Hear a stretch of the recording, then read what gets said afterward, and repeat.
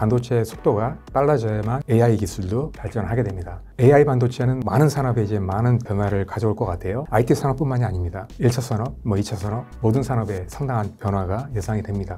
그래도 앞으로 한 10년 정도는 계속 갈 겁니다.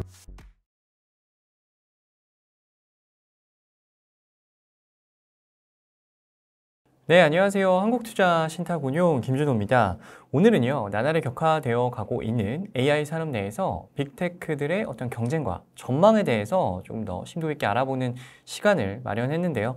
조금 더 깊이 있는 분석을 위해서 아주 특별한 분과 함께할 예정입니다. 세종대학교의 권영화 교수님 모셨습니다. 교수님 안녕하세요. 안녕하십니까. 네, 반갑습니다. 간단하게 자기소개 좀 부탁드리겠습니다. 네, 소개받은 권영화라고 합니다. 저는 세종대학교 반도체 비즈니스 MBA 과정 교수로 있고요. 저는 주로 이제 예전에 반도체 관련된 회사에 한 10년 정도 있었고요. 그 다음에 또 제가 이제 반도체 분야로 박사학위를 받았습니다. 그리고 또 계속 연구를 한 다음에 한 20편 정도 논문을 발표했고요. 그 다음에 또 책도 몇 권 발표를 했습니다.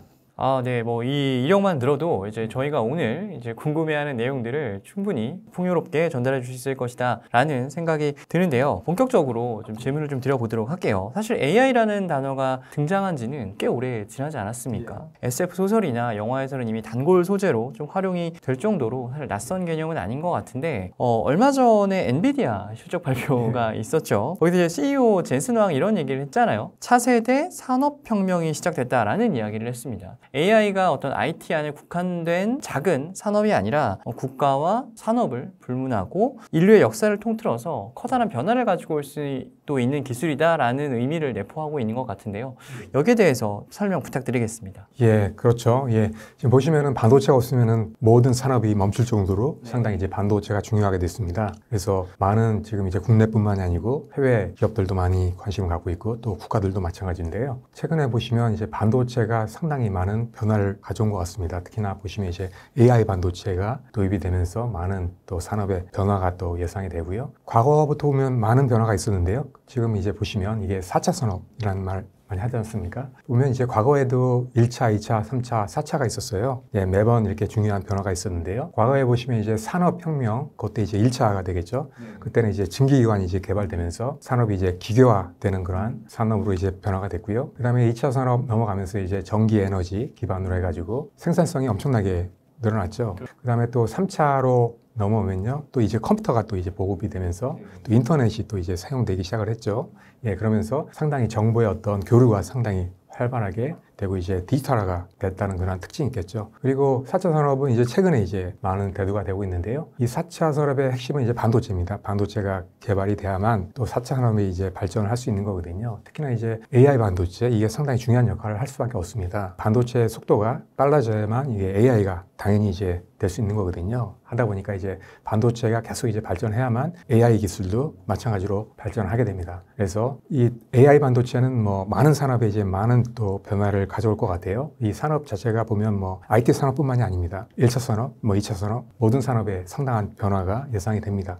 네, 말씀하신 대로 이제 각 국면별로 사실은 그 산업혁명이 가능하게 했던 도구나 장비 이런 것들이 있었는데, 사실 이제 3차 산업혁명이 가능하게 했던 것은 컴퓨터와 인터넷의 보급과 발전이다라고 하면 지금 반도체인 것 같아요. 저도 이제 적극 공감을 하는 게, 사실은 아무리 많이 데이터를 수집을 하고 저장을 하더라도 이 데이터를 빠르게 처리를 하지 못하면 사실은 이제 AI라는 기술이 말 그대로 이제 현실에 적용하기가 상당히 어렵잖아요. 결국은 이제 AI 산업이 비약적으로 발전하기 시작하고 상장하게 된 결정적 계기는 결국은 하드웨어 성능, 그러니까 반도체의 성능이 비약적으로 발전했기 때문이 아닐까라는 생각이 들게 되는데요. 조금 더 부연 설명 좀 부탁드리겠습니다. 네, 맞습니다. 반도체가 발전을 했기 때문에 지금의 어떤 산업의 패러다임이 많이 바뀐 겁니다. 예. 보시면은 반도체 업계에 보시면은 반도체 기술을 계속 발전을 시켜왔는데요. 그 반도체 기술에서 핵심은 미세합니다. 반도체 칩을 작게 만드는 거죠. 네. 작게 만들고 회로 선폭을 계속 이제 줄여오면서 속도가 빨라진 거예요. 그러면서 이제 많은 산업의 변화가 시작이 된 거고요. 이게 앞으로도 계속됩니다. 물론 이제 미세화가 지금 거의 한계에 오긴 했지만 그래도 앞으로 한 10년 정도는 계속 갈 겁니다. 미세화가. 그렇게 이제 발전하면서 여러 산업의 많은 발전을 또 이루어왔고요. 그 다음에 또 특히나 이제 최근에 주목받고 있는 게 인공지능 반도체죠. 인공지능 반도체는 또 종류가 되게 많습니다. 지금 보시면 그 한 1세대, 2세대, 3세대 정도로 나눌 수 있는데요.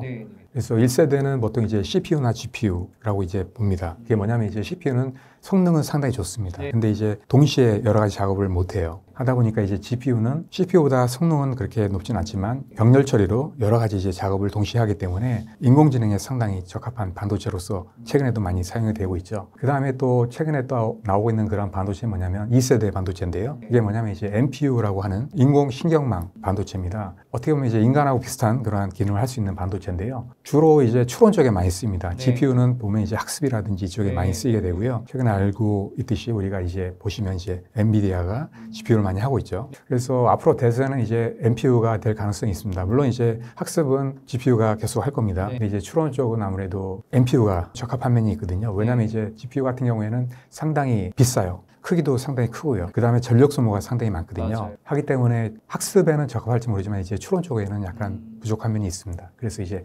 NPU가 이제 사용이 되는데요. 주로 뭐 구글 같은 경우에 보면 이제 TPU라고 하지 않습니까? 이런 게 이제 NPU입니다. 뭐냐면 이제 특화된 반도체라고 할 수 있는데요. 그래서 주로 이제 ASIC 반도체라고 얘기하는데 인공지능에 적합한 반도체를 만든 겁니다. 말씀하신 대로 이제 AI가 사용되지 않는 산업을 찾는 것이 이제 어려워질 정도로 이 AI 산업이 우리 이제 저변에 깔릴 것 같다라는 생각이 드는데요. 그렇게 되면 결국은 이 AI를 활용해서 사용자들에게 얼마나 만족스러운 서비스를 제공할 수 있을지 여부가 결국은 이 기업들이 가지는 가장 강력한 경쟁력이 될 텐데 AI 경쟁에서 좀 앞서고 나가고 있는 기업들이 결국은 지금 미국의 빅테크들 아니겠습니까? 빅테크들의 어떤 AI 주도권 확보를 위한 어떤 세부적인 전략 이런 것들 좀 기업 단으로 조금 분류해서 설명을 좀 부탁드리겠습니다. 최근 많은 기업들이 특히나 이제 빅테크 기업들이 AI 사업에 이제 주도권을 갖기 위해서 많은 노력을 하고 있는데요. 보시면 이제 맨 위에 이제 마이크로소프트가 있는데요. AI 이걸 이제 활용하기 위해서 보면 이제 오픈 AI랑 협력을 또 했지 않습니까?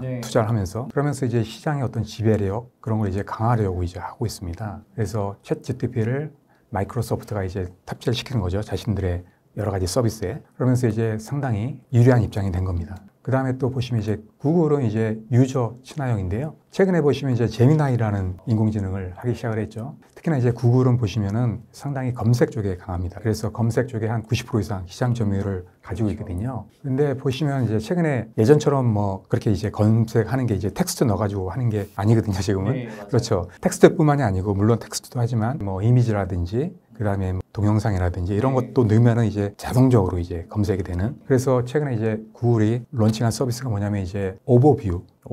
예, AI 오버뷰라는 걸 이제 내놨어요. 그게 뭐냐면은 인공지능을 탑재시킨 거예요, 서비스에. 그래서 뭐 동영상이든 뭐 사진이든 텍스트든 넣기만 하면 이제 다 분석이 되는 거죠.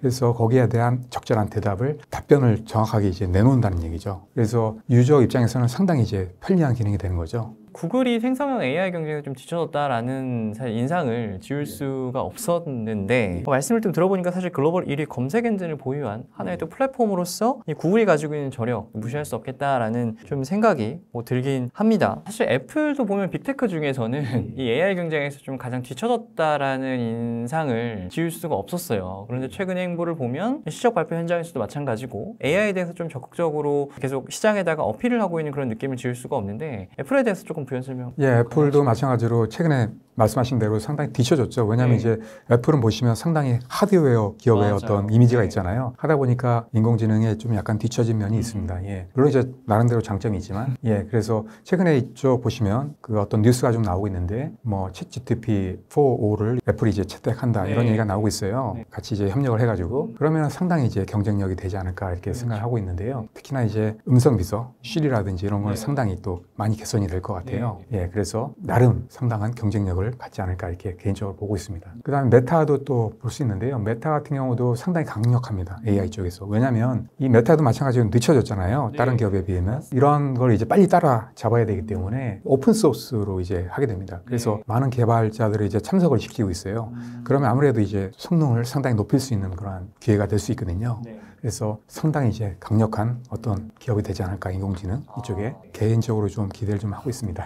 지금 빅테크들 마이크로소프트, 구글, 애플, 메타 까지 좀 개괄적인 내용들을 좀 말씀을 해주셨는데 조금 더 기업별로 좀 들어가서 조금 더 깊이 있는 이야기를 좀 나눠보고 싶어요. 대중들에게 AI의 존재를 처음으로 알려주었던, 놀라움을 선사했던 이제 구글부터 조금 말씀을 해주시면 어떨까 합니다. 말씀드린 대로 상당히 중요한 기능이 AI 개요, 오버뷰예요. 네. 이 기능은 예전에 불편했잖아요. 그 맞아요. 검색 텍스트 넣으면 이게 정확하지도 않고 그 다음에 또 원하는 답변을 한 번에 받기도 어렵고 네, 그렇죠. 맞습니다. 근데 이제 지금은 이것 때문에 상당히 그 질문을 여러 번 이제 하지 않아도 이렇게 상당히 복합적으로 하더라도 정확한 답변을 받을 수 있다는 거죠. 네, 그리고 또 텍스트라든지 그 다음에 또 음성, 동영상 모두 다 가능하고 엄청난 변혁이죠. 예. 왜냐하면 이제 구글이 아무래도 이제 늦춰지다 보니까 하다 보니까 이제 이게 또 90% 이상의 어떤 매출을 검색 쪽에서는 하고 있기 때문에 상당히 중요한 기능입니다. 네. 하기 때문에 이러한 기능을 강화하고 있는 거죠. 단지 이제 걱정되는 게 인공지능으로 이렇게 해버리면 광고하는 게 상당히 쉽지 않다는 생각도 들긴 하는데요. 네.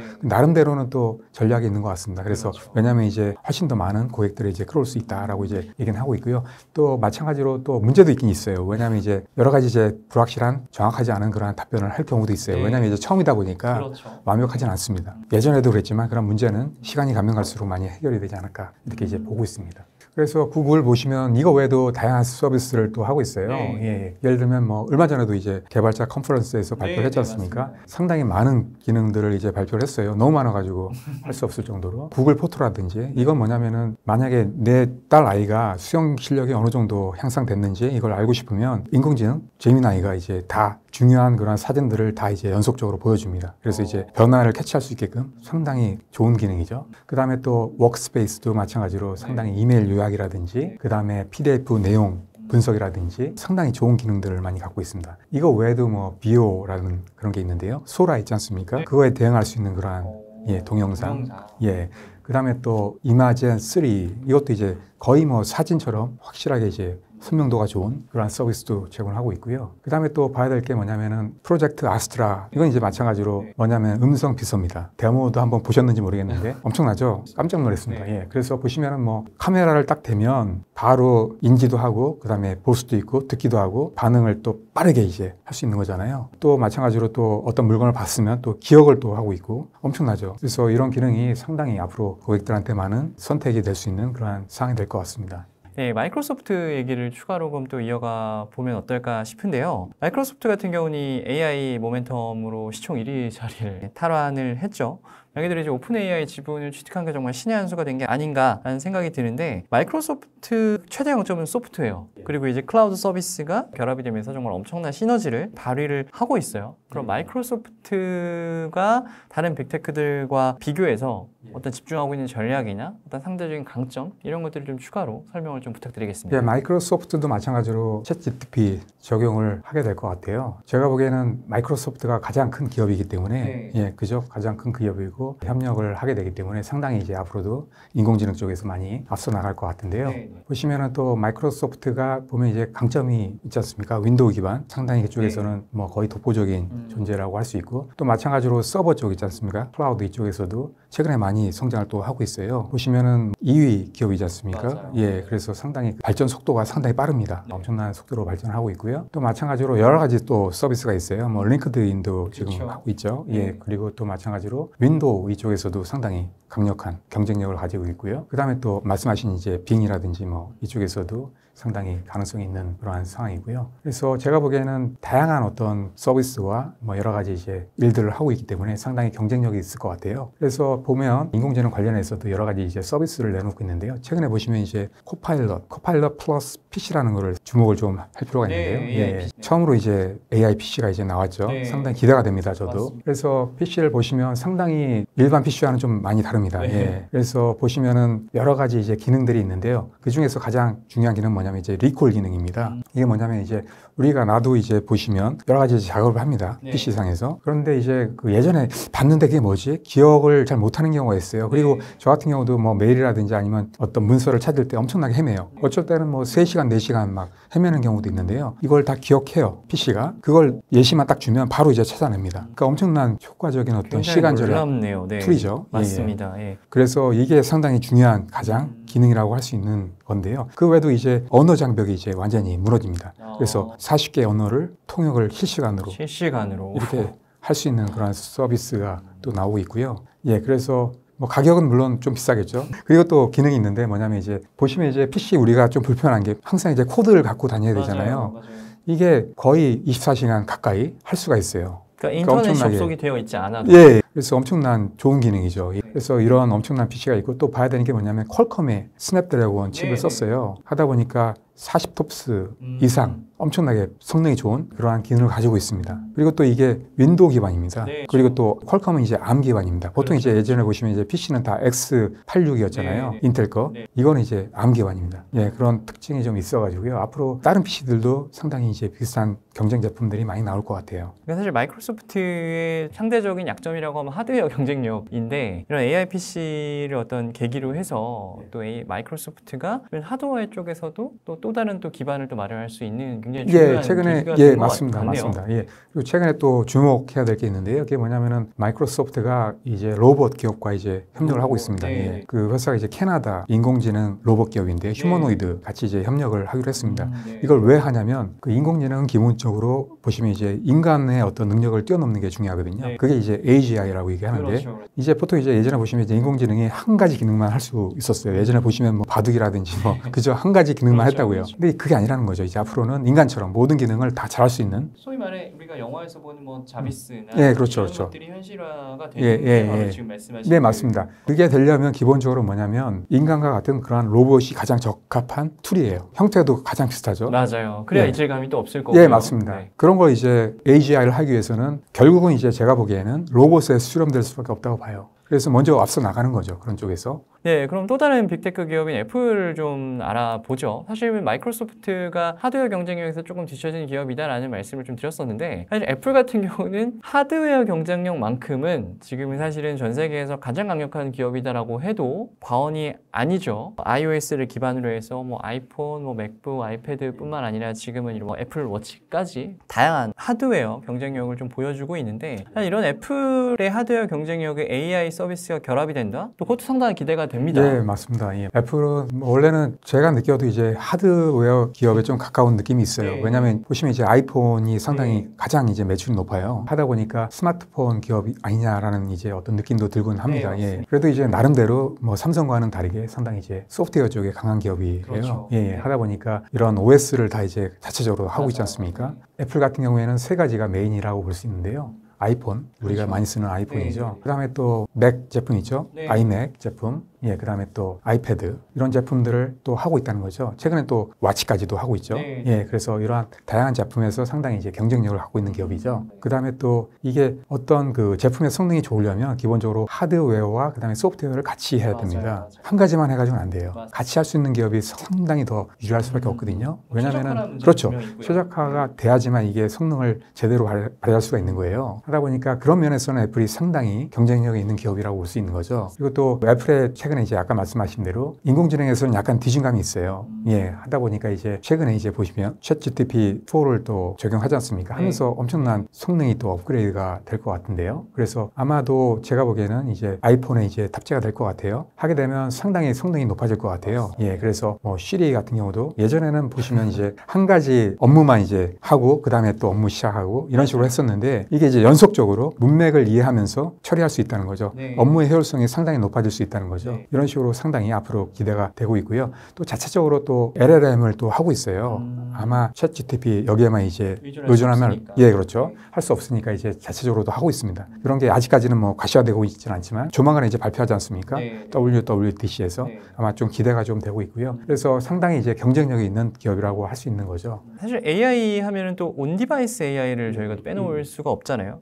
근데 뭐 아직 말씀은 안 주셨지만 뭐 AI 반도체 하면은 자연스럽게 엔비디아가 떠오르고 뭐 AI 소프트웨어 하면은 우리가 방금 말씀하신 마이크로소프트가 떠오르는데 이 온디바이스 AI 경쟁 쪽에서는 아직은 뭐 확실하게 어떤 주체가 치고 나간다 이런 느낌은 없어요. 애플에 대해서 말씀하신 내용들을 종합적으로 좀 이제 들어보면 이 온디바이스 경쟁력에서는 애플이 확실히 좀 앞서 나갈 수 있겠다라는 생각이 더 불현듯 드는데요. 아, 예, 맞습니다. 그래서 챗GPT-4가 이제 탑재가 되면 상당히 이제 기능이 상당히 좋아질 수밖에 없고요. 그래서 어차피 이제 삼성도 마찬가지인데 기본적인 전략은 뭐냐면 온 디바이스 인터넷에서 AI를 하면서 마찬가지로 이제 클라우드 기반으로 이제 AI를 서비스하는 그런 형태로 갈 거예요. 삼성도 마찬가지로 그렇게 하고 있고. 그래야지 이제 성능이 상당히 좋아질 수 있는 면도 있고요. 그리고 또 이제 나름대로 다 장점이 있어요. 성능은 뭐 클라우드 쪽이 훨씬 더 좋습니다.